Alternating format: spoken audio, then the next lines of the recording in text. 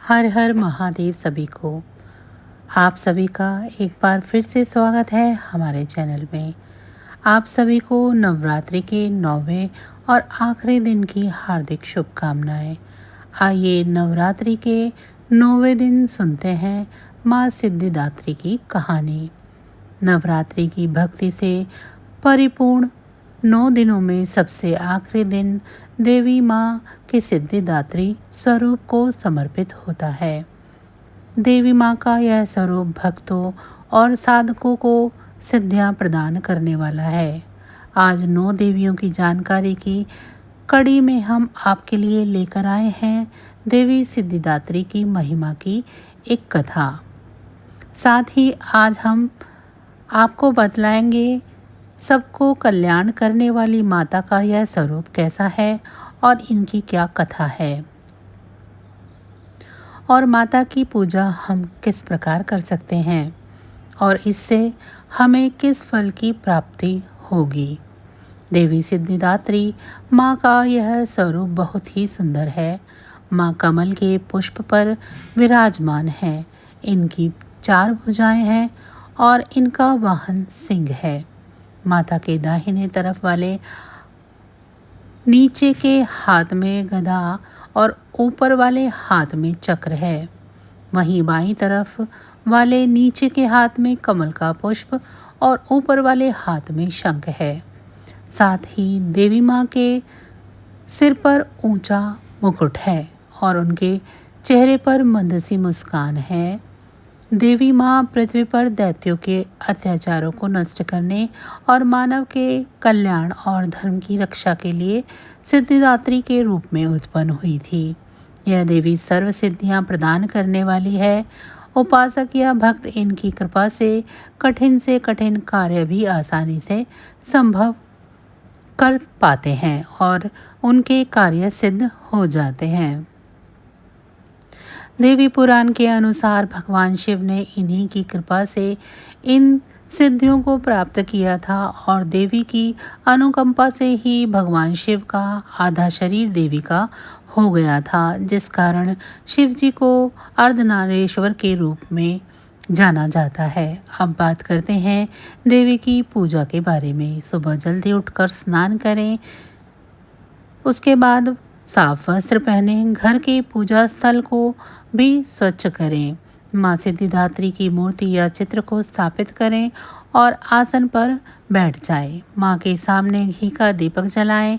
माँ को रोली, कुमकुम, सफ़ेद या लाल वस्त्र, कमल का फूल और फल जैसे नारियल अर्पित करें। माँ को खीर, पूरी, हलवा, चने और नारियल का भोग लगाएं। माँ के बीज मंत्र हम क्लीम और सिद्धाय नमः इसका जाप करें।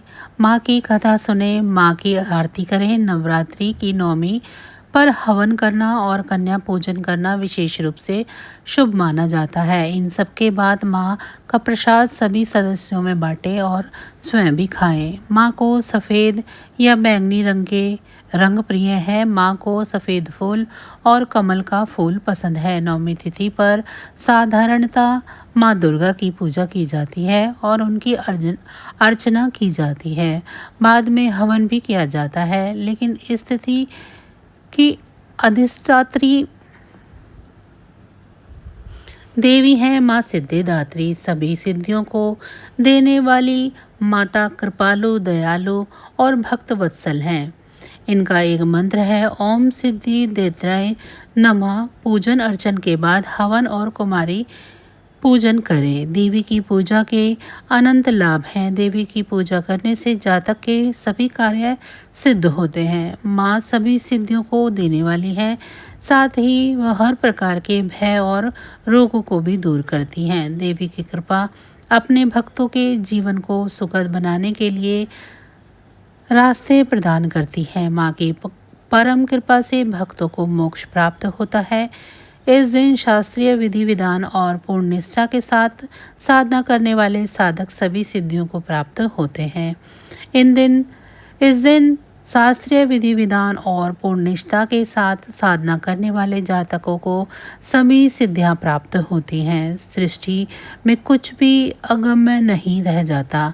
ब्रह्मांड पर पूर्ण विजय प्राप्त करने की सामर्थ्य आ जाता है। मार्कंडेय पुराण के अनुसार अणिमा महिमा गरिमा लगिमा प्राप्ति प्राकम्य ऐश्वर्य और वस्तु ये 8 सिद्धियां होती हैं। ब्रह्म भैरवत पुराण के कृष्ण जन्मखंड में यह संख्या 18 बताई गई है। इनके नाम है अणिमा लघिमा प्राप्ति पारम्य महिमा ऐश्विक वत्सव सर्व